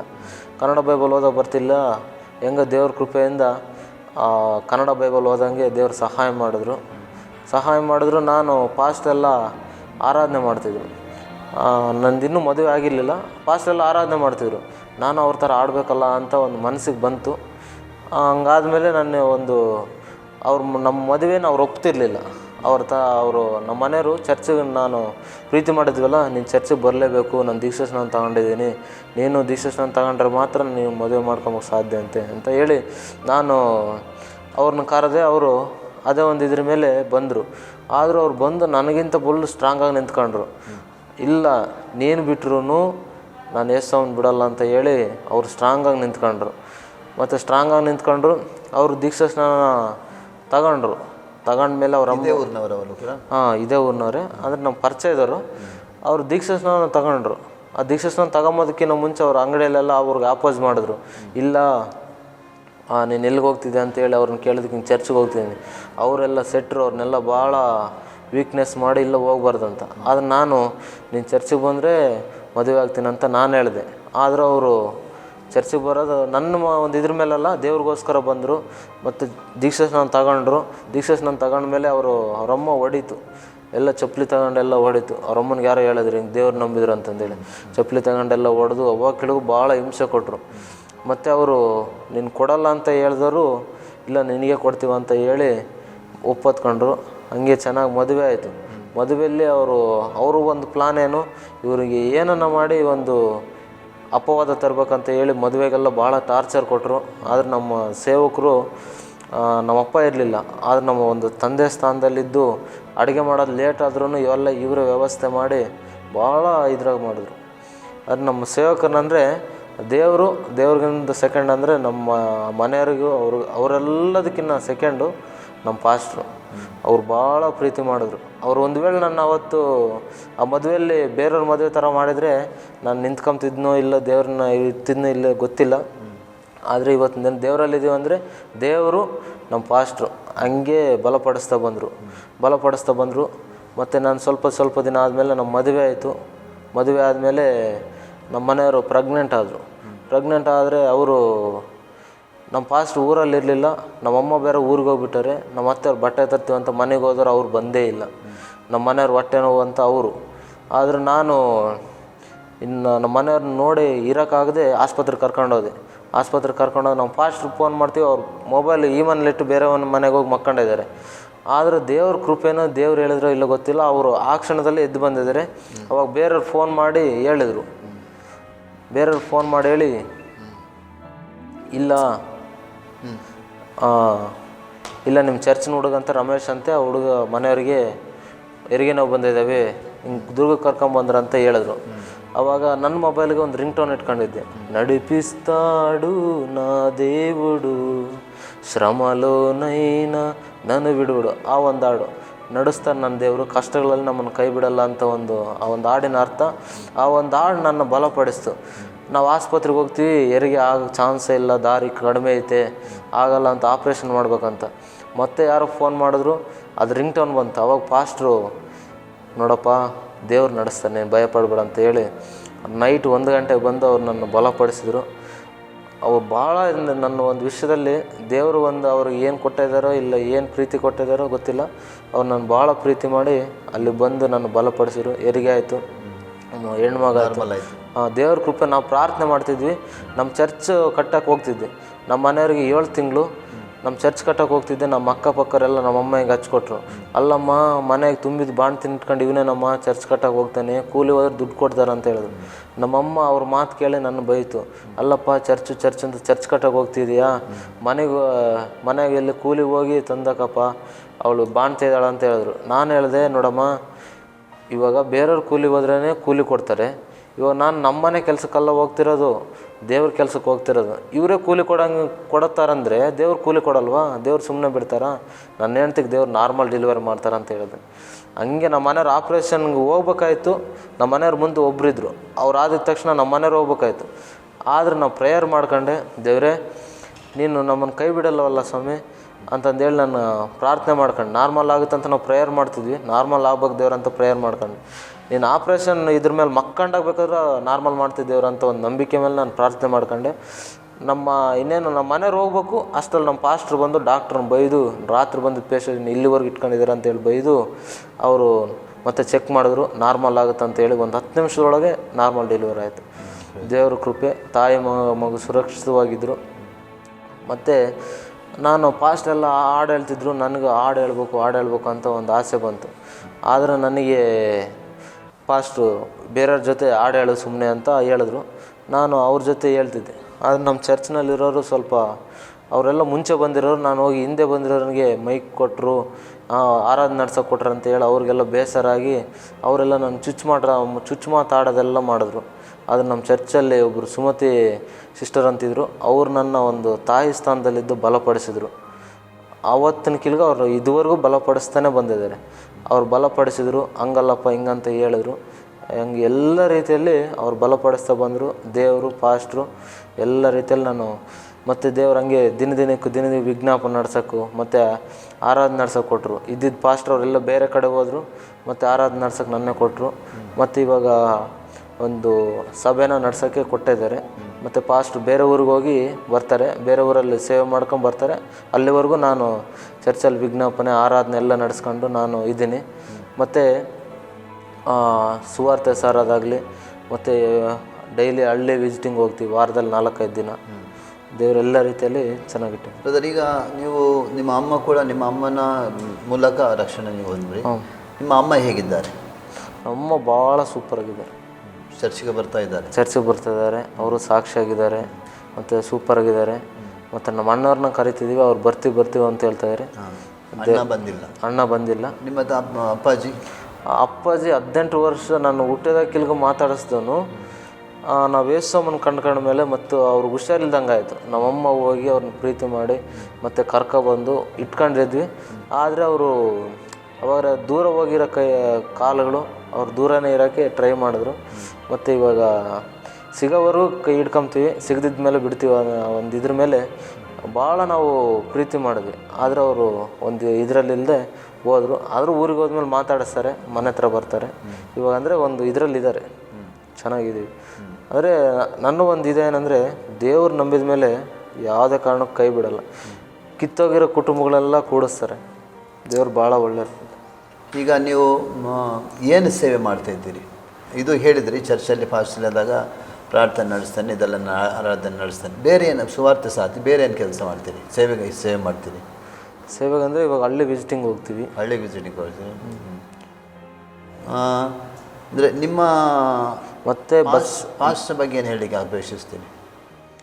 ಪಾಸ್ಟ್ರ್ ಬಗ್ಗೆ ಹೇಳೋಕ್ಕಂದ್ರೆ ಭಾಳ ಇದೆ, ಅದೆಲ್ಲ ಹೇಳೋಕ್ಕಾಗಲ್ಲ. ಯಾಕಂದರೆ ಮತ್ತೆ ಜಾಸ್ತಿ ಹೇಳೋಕ್ಕೋದ್ರೆ ದೇವ್ರಿಗೆ ಬೇಜಾರಾಗ್ಬೋದು, ಅಷ್ಟು ಇದರಲ್ಲಿ ಪಾಸ್ಟ್ರ್ ಮಾಡೋದು. ಈಗ ನಿಮ್ಮ ಮುಂದಿನ ಉದ್ದೇಶ ಏನು? ಮುಂದಿನ ಉದ್ದೇಶ ಅಂದರೆ ನಾನು ಒಂದು ದೊಡ್ಡದಾಗಿ ಸೇವಕನಾಗಬೇಕು, ದೊಡ್ಡದಾಗಿ ಸೇವೆ ಮಾಡಬೇಕು. ಯಾಕಂದರೆ ನನ್ನ ಒಂದು ಪ್ರಾರ್ಥನೆ ಏನಂದರೆ ಸಣ್ಣದಾಗಿ ಸೇವೆ ಮಾಡೋದಲ್ಲ ದೇವ್ರೆ, ದೊಡ್ಡದಾಗಿ ಮಾಡಬೇಕು. ಇನ್ನು ಆತ್ಮಗಳನ್ನ ಹೆಚ್ಚೆಚ್ಚಾಗಿ ಆದಾಯ ಮಾಡಬೇಕು. ಒಂದು ವೇಳೆ ನಮ್ಮ ಸೇವಕರು ಕೆಳಗಿರ್ಬೋದು, ಒಂದು ವೇಳೆ ನಿನ್ನ ಚಿತ್ತ ಆದರೆ ಬೇರೆ ಕಡೆ ಆಗ್ಬೋದು. ದೊಡ್ಡದಾಗಿ ಸೇವೆ ಮಾಡಬೇಕು, ದೊಡ್ಡದಾಗಿ ನೀನು ಉಪಯೋಗಿಸ್ಬೇಕು ದೇವ್ರೆ. ನಾನು ಒಂದು ವೇಳೆ ಸುಮ್ಮನೆ ಇರೋದಲ್ಲ ದೇವ್ರೆ, ಬಲವಾಗಿ ಉಪಯೋಗಿಸಲ್ಪಡ್ಬೇಕು. ಈ ಕೆಲಸಕ್ಕೆ ಹೋಗ್ತಾ ಇದ್ದೀರಾ? ಹ್ಞೂ, ಕೆಲಸಕ್ಕೆ ಹೋಗಿ ಇದರ ಸೇವೆ ಮಾಡ್ತಾ ಇದ್ರಿ. ನಿಮ್ಮ ಹೆಂಡತಿ ಮತ್ತು ಮಕ್ಕಳು ಹೇಗಿದ್ದಾರೆ? ಹೆಂಡತಿ ಮಕ್ಕಳು ಸೂಪರಾಗಿದ್ದಾರೆ, ಅವರೆಲ್ಲ ಮನೇಲಿರ್ತಾರೆ. ಮತ್ತು ಇನ್ನೊಂದು ಹೆಣ್ಣು ಪಾಪ ಆಯಿತು, ದೇವ್ರ ಕೃಪೆಯಿಂದ ಅದು ನಾರ್ಮಲ್ ಆಯಿತು. ಇಬ್ಬರು ಎಲ್ಲ ಚೆನ್ನಾಗಿದ್ದಾರೆ. ಅಂದರೆ ನೀವು ಈಗ ದೇವರನ್ನು ನಂಬಿಕೊಂಡ ನಂತರ ನಿಮ್ಮ ಚಿಕ್ಕ ಕುಟುಂಬದ ಎಲ್ಲ ಒಳ್ಳೆಯದಾಗಿದೆ. ಒಳ್ಳೇದಂದರೆ ಯೇಸು ನಂಬಿದ ನಂತರ ಅದು ಒಳ್ಳೇದಂದರೆ ಅದು ಎಷ್ಟು ಒಳ್ಳೇದಂತ ಹೇಳೋಕ್ಕಾಗಲ್ಲ, ಅಷ್ಟು ಒಳ್ಳೇದು ಮಾಡಿದೆ. ಯಾಕಂದರೆ ಒಂದು ವೇಳೆ ನಾನೊಂದು ಎಷ್ಟೋ ಸಲ ನೆನೆಸ್ಕೊಂಡಿದ್ದೀನಿ, ಒಂದು ವೇಳೆ ನಾನು ಯೇಸು ಸ್ವಾಮಿನ ನಂಬುದಂಗೆ ಇದ್ದಿದ್ರೆ ನಮ್ಮಮ್ಮ ಎಷ್ಟೊತ್ತಿಗೆ ಸತ್ತೋಗಿರೋರು. ನಾನೆಲ್ಲ ಕುಡ್ಕೊಂಡು ಎಲ್ಲ ಬೀದಿಯಲ್ಲಿ, ಇನ್ನು ಆ ಹುಡುಗಿನ ಇಷ್ಟಪಟ್ಟಿದ್ದು ಹುಡುಗಿನ ನನಗೆ ಸಿಗ್ತಿರ್ಲಿಲ್ಲ. ಬೀದಿಯಲ್ಲಿ ಎಲ್ಲೆಲ್ಲೋ ಹೋಗಿ ಹುಚ್ಚನಾಗಿ ಮಲ್ಕೊಂಡು ಏನೇನು ಆಗ್ತಿದ್ದು, ನಮ್ಮ ಅಣ್ಣ ಎಲ್ಲಿ ಕಣ್ಣಂಗೆ ಸಿಗ್ತಿರ್ಲಿಲ್ಲ. ಎಲ್ಲ ನಮ್ಮ ಕುಟುಂಬ ಒಡೆದೋಗಿ ಇಷ್ಟೊತ್ತಿಗೆ ಯಾರ್ಯಾರು ಏನಾಗಿರ್ತಿದ್ವು ಅಂತ ಯೋಚನೆ ಮಾಡ್ತಾರೆ. ನೀವು ಆವಾಗ ಒಂದು ಮಾತು ಹೇಳಿದ್ರಿ, ಯೇಸು ಫಾರಿನ್ ದೇವರು, ಯೇಸು ಅವರನ್ನು ಅಂದರೆ ಈ ಇಂಗ್ಲೀಷ್ ದೇವರು ಅಂತ ಹೇಳ್ತಿದ್ರಿ. ಈಗ ಏನು ಹೇಳ್ತೀರಿ? ಯೇಸು ಯಾವ ದೇವರು? ಇಂಗ್ಲೀಷ್ ದೇವರು ನನ್ನ ದೇವರು, ಯೇಸು ಸ್ವಾಮಿ ನನ್ನ ದೇವರು. ಯಾಕಂದರೆ ಆತನ ಭೂಮಿ ಆಕಾಶವನ್ನು ಉಂಟು ಮಾಡಿದ್ದಾರೆ. ನನಗೆ ಗೊತ್ತಿರಲಿಲ್ಲ ಇಷ್ಟು ದಿನ ಸತ್ಯ, ಯಾವ ಫಾರಿನ್ ಇಲ್ಲ, ಯಾವುದಿಲ್ಲ. ಯಾಕಂದರೆ ಯೇಸು ಸ್ವಾಮಿ ಫಾರಿನಲ್ಲೇ ಹುಟ್ಟಿಲ್ಲ, ಏಷ್ಯಾದಲ್ಲೇ ಹುಟ್ಟಿದವರು. ಏಷ್ಯಾದಲ್ಲಿ ಹುಟ್ಟಿದ್ದಾರೆ. ಆದರೆ ಯೇಸು ಸ್ವಾಮಿ ಫಾರಿನ್ ದೇವರೇನಲ್ಲ. ಯೇಸು ಸ್ವಾಮಿಗೆ ಇಂಗ್ಲೀಷೂ ಬರ್ತಿರ್ಲಿಲ್ಲ. ಆದರೂ ಈ ಜನಗಳೆಲ್ಲ ಇದು ಯೇಸು ಸ್ವಾಮಿನ ನಂಬಬಾರ್ದು ಅನ್ನೋ ಒಂದು ಉದ್ದೇಶದ ಮೇಲೆ ಇದೆಲ್ಲ ಮಾಡಿದ್ದಾರೆ ಹೊರತು ಯಾವುದೇ ಕಾರಣಕ್ಕೂ ಯೇಸು ಸ್ವಾಮಿ ಇಂಗ್ಲೀಷ್ ದೇವರಲ್ಲ, ಫಾರಿನ್ ದೇವರಲ್ಲ, ಎಲ್ಲರಿಗೂ ದೇವರು ಆತನೇ ಆಗಿದೆ. ನಂಬಿದವರಿಗೆ ದೇವರು. ಯಾರು ನಂಬ್ತಾರೆ ಅವ್ರಿಗೆಲ್ಲರಿಗೂ ಆತನಿಗೆ ಒಳ್ಳೆಯದನ್ನು ಮಾಡ್ತಾನೆ. ಆತನ ಬಿಟ್ಟರೆ ಇನ್ನು ಯಾವ ದೇವರು ಇಲ್ಲ. ಇನ್ಯಾವುದು ಸಾಕ್ಷಿ ಹೇಳಲಿಕ್ಕೆ ಉಂಟ ನಿಮಗೆ? ಇನ್ನೊಂದು ಸಾಕ್ಷಿ ಅಂದರೆ ನಮ್ಮ ನಾವು ಕಷ್ಟದಲ್ಲಿದ್ದಾಗ ನಮ್ಮವ್ರು ಯಾರೂ ಬಂದಿಲ್ಲ. ಕಷ್ಟದಲ್ಲಿದ್ದಾಗ ನಮ್ಮ ಮಾವವ್ರು ಇದ್ರೂ ಅವರು ಇಲ್ದವ್ರ ಥರ ಇದ್ದರು. ನಮ್ಮ ಹುಷಾರಿಲ್ದಿದ್ದಾಗ ಬಂದಿಲ್ಲ, ಏನಿಲ್ಲ. ಆದ್ರೆ ನಾವು ಯೇಸು ಸ್ವಾಮಿನ ನಂಬಿದ ಮೇಲೆ ಅವರೆಲ್ಲ ಆಪೋಸ್ ಮಾಡೋಕ್ಕೆ ಸ್ಟಾರ್ಟ್ ಮಾಡಿದ್ರು. ಯೇಸು ಸ್ವಾಮಿಗೆ ನಮ್ಮಮ್ಮ ಚೆನ್ನಾಗಿಲ್ದಾಗ ಯಾರೂ ಬಂದಿಲ್ಲ, ಯಾವ ದೇವರುಗಳು ನಮ್ಮನ್ನು ಗುಣಪಡಿಸಿಲ್ಲ, ಯಾವ ದೇವರು ನಮ್ಮನ್ನು ಬಿಡುಗಡೆ ಮಾಡಿಲ್ಲ. ಆದರೆ ನಮ್ಮಮ್ಮ ಚೆನ್ನಾಗಾದ್ರೆ ನಮ್ಮಮ್ಮ ಎಲ್ಲ ರೀತಿಯಲ್ಲಿ ನಾವೆಲ್ಲ ಚೆನ್ನಾಗಾದಾಗ, ಇಲ್ಲ ನೀವು ಚರ್ಚಿಗೆ ಹೋಗ್ಬಾರ್ದು, ಅದು ಬೇರೆ ದೇವರು, ಹಂಗೆಲ್ಲ ಅವರೆಲ್ಲ ಆಪೋಸ್ ಮಾಡಿದ್ರು. ಆದರೆ ನಾವು ದೇವರಲ್ಲಿ ಬಲವಾಗಿ ನಿಂತಿದ್ದೀವಿ. ಮತ್ತು ದೇವ್ರ ವಾಕ್ಯ ಎಲ್ಲ ಓದಲಿಕ್ಕೆ ದೇವ್ರ ಸಹಾಯ, ಕನ್ನಡದಲ್ಲಿ ಕಲ್ತ್ಕೊಳ್ಳಿಕ್ಕೆ ಎಲ್ಲ ಸಹಾಯ ಮಾಡಿದ್ರು. ಅದರಿಂದ ನಾವು ಸ್ಟ್ರಾಂಗಾಗಿ ನಿಂತು ಅವ್ರಿಗೆಲ್ಲ, ಒಂದು ವೇಳೆ ನೀವು ಬೇಕಾದರೂ ಬೇಡ, ನಮಗೆ ದೇವ್ರು ಬೇಕು ಅಂತ ದೇವ್ರಿಗೋಸ್ಕರ ವೈರಾಗ್ಯವಾಗಿ ನಿಂತಿದ್ವಿ. ಹಾಗಾದರೆ ಬ್ರದರ್, ನೀವೀಗ ತೃಪ್ತರಾಗಿದ್ದೀರಿ ಯೇಸುವಿನಲ್ಲಿ, ರಕ್ಷಣೆಯಲ್ಲಿ ಸ್ಥಿರವಾಗಿದ್ದೀರಿ. ಬ್ರದರ್, ಏನು ನಿಮ್ಮ ಆಶ್ರಯ ಟಿ ವಿ ವೀಕ್ಷಕರು ಏನು ಹೇಳಲಿಕ್ಕೆ ಬಯಸ್ತೀರಿ? ಅಂದರೆ ಆಶ್ರಯ ಟಿ ವಿ ಬಂದು ಭಾಳ ಉಪಯೋಗಿಸಲ್ಪಡ್ತದೆ. ನಾನು ಒಂದು 4-5 ತಿಂಗಳ ಮುಂಚೆ ನೋಡಿದೆ, ನನಗೆ ಗೊತ್ತಿರಲಿಲ್ಲ ಈ ಆಶ್ರಯ ಟಿ ವಿ ಆಯ್ತು ಅಂತ ಗೊತ್ತಿರಲಿಲ್ಲ. ಅದರಲ್ಲಿ ಒಂದು ಸೈಮನ್ ಮೋಸಸ್ ಅವರ ಒಂದು ಸಾಕ್ಷಿ ಬರ್ತಿತ್ತು. ಆದರೂ ಫಸ್ಟ್ನೇ ವಾಲ್ಯೂಮ್ ಹೆಂಗೆ ಬಿಡುಗಡೆ ಮಾಡಿದ್ರು ಅಂತ ಹೇಳಿ ಅದು ನನಗೊಂದು ಬಂತು. ಯಾಕಂದರೆ ಸೈಮನ್ ಮೋಸಸ್ ಹಾಡುಗಳು ನನಗೆ ಭಾಳ ಇಷ್ಟ. ಅದು ನನಗೆ ಆಸರ ಒಂದು ಚಾನಲಲ್ಲಿ ಮೊಬೈಲಲ್ಲಿ ನೆಟ್ಟಲ್ಲಿ ನೋಡಿದೆ, ಒಂದು ಯೂಟ್ಯೂಬಲ್ಲಿ ನೋಡಿದೆ. ಅದು ಬಂತು. ಅದು ಬಂದಾಗ ಕೆಲವು ಹಂಗೆ ಕಂಟಿನ್ಯೂ ಆಗಿ ಅವರು ಮಾತುಗಳು ಮುಗಿಯೋವರೆಗೂ ಪ್ರತಿಯೊಂದು ಭಾಗನ ಹಂಗೆ ನೋಡ್ತಾ ಬಂದೆ. ಅವತ್ತು ಕೆಲವು ಅದು ಆಶ್ರಯ ಟಿ ವಿ ನೋಡ್ತಿದ್ದೀನಿ. ಅವರು ಭಾಳ ಸೇವೆ ಮಾಡ್ತಾಯಿದ್ದಾರೆ. ಆ ಪಾಸ್ಟ್ರು ಎಲ್ಲ ಹುಚ್ಚರನ್ನೆಲ್ಲ ಕರ್ಕೊಂಡೋಗಿ ಅವ್ರಿಗೆಲ್ಲ ಭಾಳ ಮಾಡ್ತಾಯಿದ್ದಾರೆ. ಈ ಟಿ ವಿ ಇನ್ನೂ ಅಭಿವೃದ್ಧಿ ಆಗಬೇಕು. ದೇವ್ರು ಇನ್ನೂ ಇದನ್ನು ಬಲವಾಗಿ ನಡೆಸಬೇಕು. ದೇವ್ರ ಕೃಪೆ, ಆ ಒಂದು ಸೇವಕರನ್ನ ಮಾಡ್ತಿರೋರನ್ನು ಮತ್ತು ಆ ಸೇವೆ ಮಾಡಲಿಕ್ಕೆ ಪ್ರೇರೇಪಣೆ ಮಾಡ್ತಾರೆ. ಎಲ್ಲರನ್ನ ದೇವರು ಆಶೀರ್ವಾದ ಮಾಡಲಿ. ಇನ್ನೂ ಇಂಥ ಒಂದು ಸಾಕ್ಷಿಗಳು ಹೇಳ್ಬೇಕಂತ ಎಷ್ಟೋ ಜನ ಸಾಕ್ಷಿ ಇದೆ, ಆದರೂ ಅದು ಯಾರಿಗೂ ಗೊತ್ತಾಗ್ತಿಲ್ಲ. ಒಂದು ವೇಳೆ ನಮ್ಮ ಪಾಸ್ಟ್ರದಾಗಿರ್ಬೋದು, ಒಂದು ವೇಳೆ ನಮ್ಮದಾಗಿರ್ಬೋದು, ಒಂದು ವೇಳೆ ಸೈಮನ್ ಮೋಸಸ್ ಪಾಸ್ಟ್ರದಾಗಿರ್ಬೋದು, ಇನ್ನೂ ಎಷ್ಟೆಷ್ಟು ಪಾಸ್ಟ್ರ್ಗಳದು ವಿಶ್ವಾಸಗಳದೈತೆ, ಆದರೂ ಅದು ಗೊತ್ತಾಗಲ್ಲ ಬೆಳಕಿಗೆ. ಆದರೆ ಒಂದು ಈ ಆಸರೆ ಟಿ ವಿ ಒಂದು ಮೂಲಕವಾಗಿ ಇಂಥ ಒಂದು ಸಾಕ್ಷಿಗಳು ಹೊರಗೆ ಬರುವಾಗ ಜನರು ಇನ್ನೂ ಹೆಚ್ಚಾಗಿ ರಕ್ಷಣೆ ಹೊಂದರೆ, ಜನ ಇನ್ನೂ ಹೆಚ್ಚಾಗಿ ರಕ್ಷಣೆ ಹೊಂದ್ತಾರೆ, ಇನ್ನೂ ಬಲವಾಗಿ ನಂಬಿಕೆಯಲ್ಲಿ ದೃಢರಾಗಿ ಇರ್ತಾರೆ. ಈ ಒಂದು ಆಸರೆ ಟಿ ವಿ ಭಾಳ ಒಳ್ಳೆ ಕೆಲಸ ಮಾಡ್ತದೆ. ಇನ್ನು ಮುಂದೇನು ಇನ್ನೂ ಬಲವಾಗಿ ಈ ಒಂದು ಸೇವೆ ನಡೀಲಿ ಅಂತಂದು ದೇವರಿಗೆ ಒಂದು ವಂದನೆ ಹೇಳ್ತೀನಿ. ಥ್ಯಾಂಕ್ ಯು ಬ್ರದರ್ ರಮೇಶ್, ನಿಮಗೆ ವಂದನೆ ಹೇಳ್ತಾ ಇದ್ದಾನೆ. ಯಾಕಂದರೆ ಆಸರೆ ಟಿ ವಿಯಲ್ಲಿ ಬಂದು ನಿಮ್ಮ ಸಾಕ್ಷಿಯನ್ನು ಕೊಟ್ಟಿದ್ದೀರಿ. ನಿಮ್ಮನ್ನು ನಿಮ್ಮ ಕುಟುಂಬ ನಿಮ್ಮನ್ನು ಸೇವೆ ಮಾಡೋದು ಸೇವೆಯನ್ನು ದೇವರು ಆಶೀರ್ವಾದ ಮಾಡಲಿ. ನಿಮ್ಮ ಎಲ್ಲ ಹೃದಯದ ಬಯಕೆ ದೇವರು ತಕ್ಕ ಸಮಯ ಈಡೇರಿಸುವ ನಮ್ಮ ಪ್ರಾರ್ಥನೆ ಆಗಿದೆ. ನೀವು ಏನು ಹೇಳ್ತಾ ಇದ್ರಿ, ನಾನು ದೊಡ್ಡ ಸೇವಕನಾಗಬೇಕು, ಅನೇಕ ಆತ್ಮಗಳನ್ನು ದೇವರ ರಾಜ್ಯಕ್ಕೆ ಆದಾಯ ಪಡಿಸಬೇಕು, ನೀವು ಬಾಯಿಂದ ಹೇಳಿದಂಥ ಮಾತುಗಳನ್ನು ದೇವರು ಕೇಳಿದ್ದಾನೆ, ಅದನ್ನು ಹಾಗೆ ಮಾಡುವನಾಗಿ. ಆಮೇಲೆ ದೇವರು ನಿಮ್ಮನ್ನು ಆಶೀರ್ವಾದ ಮಾಡಿ ಆಸರೆ ಟಿ ವಿಯಲ್ಲಿ ಬಂದು ಉತ್ತಮ ಸಾಕ್ಷಿ ಕೊಟ್ಟಿದ್ದೀರಿ. ದೇವರು ನಿಮಗೆ ವಂದನೆ ಹೇಳ್ತಾ ಇದ್ದಾರೆ. ಪ್ರಿಯ ಆಸರೆ ಟಿ ವೀಕ್ಷಕರೇ, ಸಹೋದರ ರಮೇಶ್ ಅವರ ಸಾಕ್ಷಿಯನ್ನು ಕೇಳಿದ್ದೀರಿ. ಯಾವ ರೀತಿ ಅವರ ಕುಟುಂಬ ಇತ್ತು, ಯಾವ ರೀತಿಯ ಕುಟುಂಬದಲ್ಲಿ ಸಮಸ್ಯೆ ಇತ್ತು, ಯಾವ ರೀತಿಯ ಹೋರಾಟ ಅವರ ಜೀವಿತದಲ್ಲಿತ್ತು, ಅವರ ಎಲ್ಲ ನೀವು ಅವರ ಜೀವಿತ ಬಗ್ಗೆ ಕೇಳಿದ್ದೀರಿ. ಪ್ರಿಯರೇ, ನಿಮ್ಮ ಕುಟುಂಬದಲ್ಲಿ ಇಂಥ ಸಮಸ್ಯೆಗಳಿರೋದಾದರೆ, ನಿಮ್ಮ ಕುಟುಂಬದ ಇಂಥ ನೋವುಗಳು ವೇದನೆಗಳಿರೋದಾದರೆ, ಒಂದು ವೇಳೆ ಸಂಕಟಗಳಿರೋದು, ರೋಗಗಳಿರೋದಾದರೆ, ನೀವು ಕೂಡ ಯೇಸು ಕ್ರಿಸ್ತನನ್ನು ಕಂಡುಕೊಳ್ಳಿ. ನಿಮ್ಮ ಜೀವಿತ ಕೂಡ ಒಂದು ಆಶೀರ್ವಾದವಾದ ಜೀವಿತವಾಗ್ತದೆ. ಪ್ರಿಯರೇ, ಈ ತನಕ ಈ ಆಸರೆ ಟಿ ವಿಯಲ್ಲಿ ಇದು ನನ್ನ ಸಾಕ್ಷಿ ವೀಕ್ಷಿಸ್ತಾ ಇದ್ದೀರಿ. ಮುಂದೆ ಇನ್ನೊಂದು ಸಾಕ್ಷಿ ಬರೋ ತನಕ ಆಸರೆ ವೀಕ್ಷಿಸ್ತೀರಿ. ವಂದನೆ.